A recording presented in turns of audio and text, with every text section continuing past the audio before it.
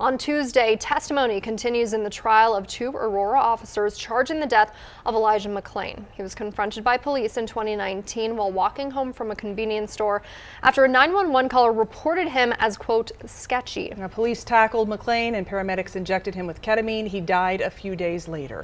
Denver 7's Colette Bordelon is digging into testimony so far in the first trial for two defendants out of 5 in this case. Stop. Stop.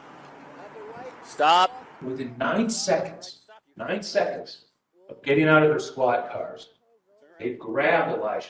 What killed Elijah McClain 4 years ago I can't breathe correctly. is the crux of the case against two of the Aurora police officers who responded that night. When someone says I can't breathe, it is a medical emergency. The joint trial for Randy Rodema. He was wearing a ski mask, and he kept stating, I'm an introvert. I'm not a normal person. And Jason Rosenblatt hinges on their actions in Aurora. It's like, hey dude, you know, what's going on? And we're trying to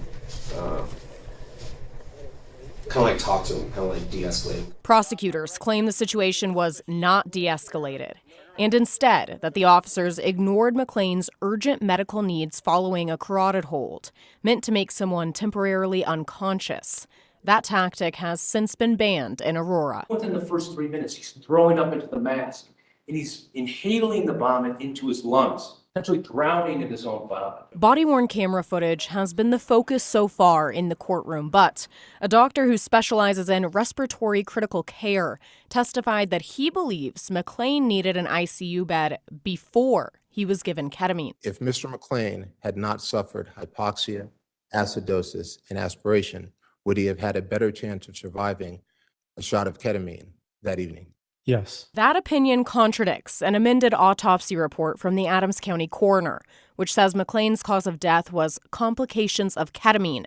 His manner of death was left undetermined. Now, when Aurora Fire and Medical or a fire and rescue responded on scene, that became a complete and total control by the medics. Defense attorneys argue the paramedics are responsible for the 23-year-old's death and claim McClain attempted to grab Rosenblatt's gun, which the prosecution says there's no evidence of. The evidence of the gun grab is Mr. Rodema's statement as it is occurring.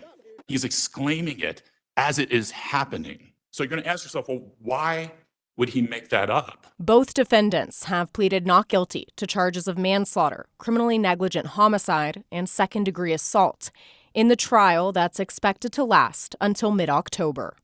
Colette Bordelon, Denver 7.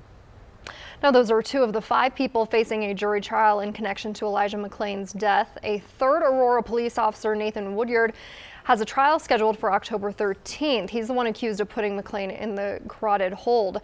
2 paramedics have trials scheduled in November. Now, going in depth, since Elijah McClain's death, Colorado has strictly limited the use of ketamine. Governor Polis signed a new bill into law in July of 2021 to regulate the use of chemical restraints like ketamine. This bill added new requirements for paramedics giving ketamine outside a hospital setting to sedate or subdue someone. So now paramedics must be properly trained in administering ketamine. They also have to weigh the person to make sure they're given the correct dose.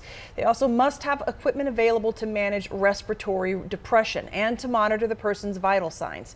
State Representative Leslie Herod sponsored that bill, and she said at the time that it would save lives. We don't need to see any more Elijah McClains happen in Colorado. People are losing their lives and becoming paralyzed behind the improper use of these very harmful drugs, and it must end. This measure also prohibits an officer from influencing or directing a paramedic to administer ketamine.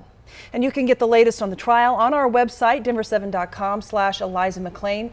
We have 360 in-depth coverage, including a timeline of events, details on Aurora's settlement with McClain's family, and a deep dive into the use of ketamine.